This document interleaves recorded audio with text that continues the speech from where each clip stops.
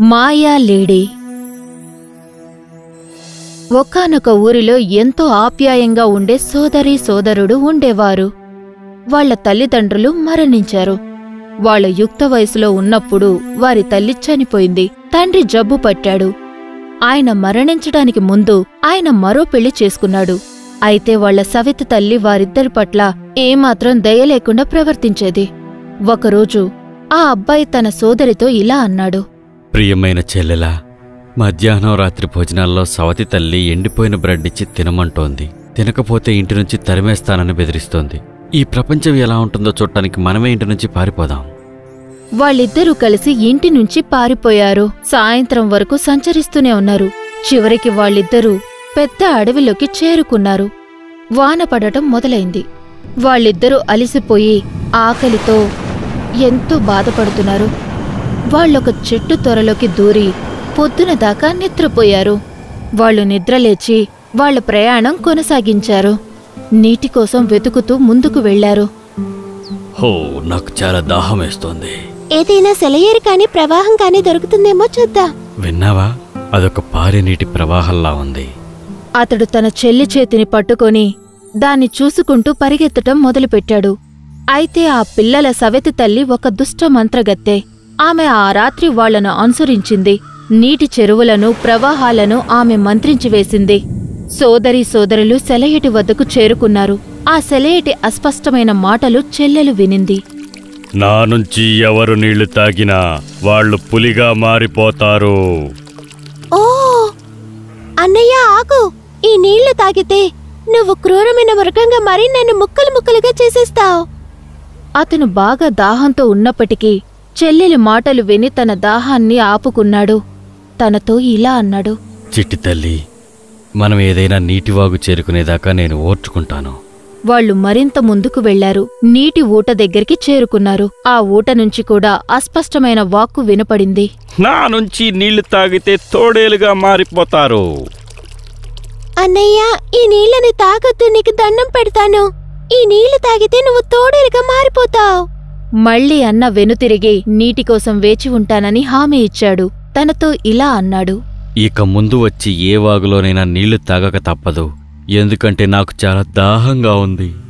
మరీ దూరం వెళ్లకముందే ఒక చిన్న సెలయేరు కనపడింది. అయితే అక్కడ కూడా నీళ్లు అస్పష్టంగా మాట్లాడడం చెల్లెలు వినింది. నాలోని నీళ్లు మీరు ధైర్యం చేసి తాగారా, మీరు కూడా మాయలేడిగా మారిపోతారు. ప్రియమైన అన్నయ్య, ఆ నీళ్లు తాగొద్దు అని మొదలుపెట్టింది. అయితే అప్పటికే ఆలస్యమైంది. ఆలోపే అన్న నీటిని తాగేశాడు. ఆ తర్వాత అతనొక మాయాలేడిగా మారాడు. అయితే అతను అక్కడ్నుండి పారిపోలేదు. చెల్లికి సన్నిహితంగా నిలబడ్డాడు. అప్పుడు ఆమె ఇలా అనింది. అలాగే ఉండు నా ముద్దల జింకపిల్ల, భయపడొద్దు. నేను నిన్ను జాగ్రత్తగా చూసుకుంటాను, నిన్ను వదిలిపెట్టను.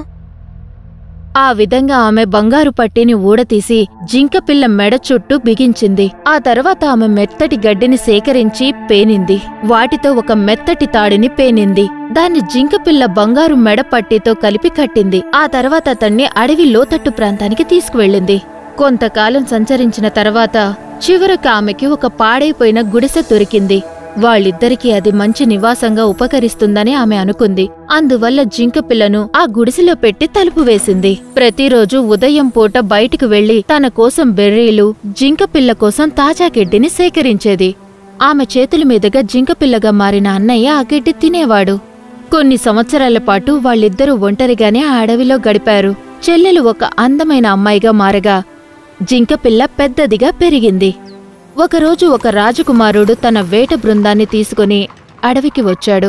కొమ్మ బూరల శబ్దాలు, కుక్కల మురుగులు, వేటగాళ్ల కేకలతో అడవంతా దద్దరిల్లింది. జింకగా మారిన అన్నయ్య దాన్ని విన్నాడు. వాళ్లని చూసి వచ్చేందుకు పంపించమని చెల్లిని బతిమిలాడాడు. ఆమె తలుపు తెరిచి ఇలా చెప్పింది. నిన్ను నేను బయటికి పంపుతాను. అయితే సాయంత్రం నువ్వు ఇంటికొచ్చాక ప్రియమైన సోదరి తలుపు తెరు అని అనటం మాత్రం మర్చిపోవద్దు.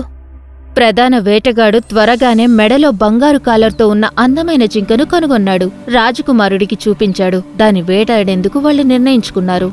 వాళ్ల పనితనమంతా వినియోగిస్తూ దాన్ని వెంటాడారు. అయితే అది చాలా తేలిగ్గా ఉండటంతో దాన్ని పట్టుకోవడం అసాధ్యమైంది. వేటగాళ్లు తిరిగి వెళ్లగానే జింక ఇంటికి తిరిగొచ్చింది.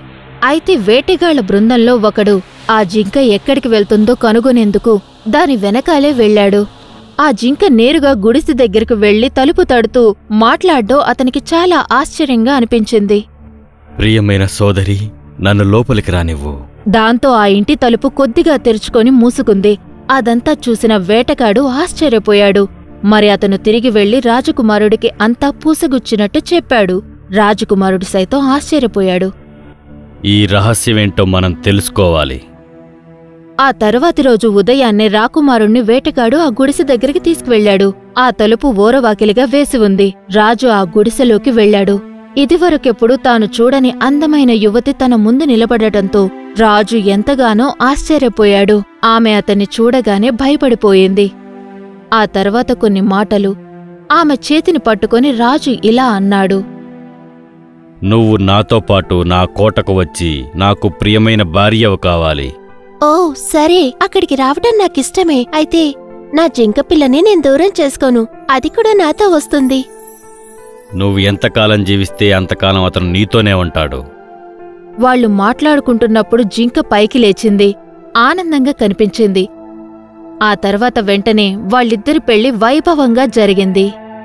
వాళ్ళిద్దరినీ ఇలాంటి కష్టాల్లోకి నెట్టిన పాపిష్టి సవతి తల్లికి వాళ్ళిద్దరూ సంతోషంగా ఉన్నారని తెలిసింది.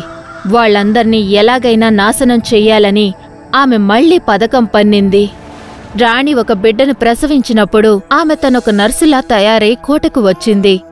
రాణి శిశువు సంరక్షణ కోసం ఆమెని రాజు పనిలో పెట్టాడు. రాణి బాత్రూంలో ఉన్నప్పుడు గడియపెట్టి ఉయ్యాల్లో ఉన్న బిడ్డని బాల్కనీ నుంచి కింద పడేసి చంపేయాలనుకుంది. అయితే అదే సమయంలో జింక వచ్చి తన మేనల్లుణ్ణి కాపాడింది. రాజు గదిలోకి వచ్చినప్పుడు నర్సు నుండి బిడ్డను రక్షించిన జింకను ఆయన చూశాడు. నర్సు రూపంలో వచ్చింది సవతి తల్లి అని రాణి గుర్తించింది.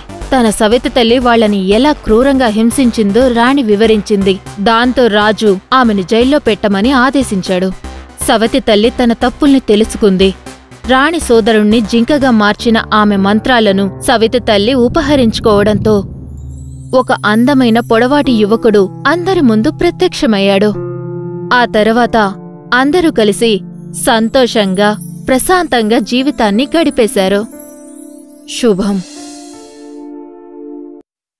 If you enjoyed this story, please like and subscribe our channel and press the bell icon to get future updates. And don't forget to comment.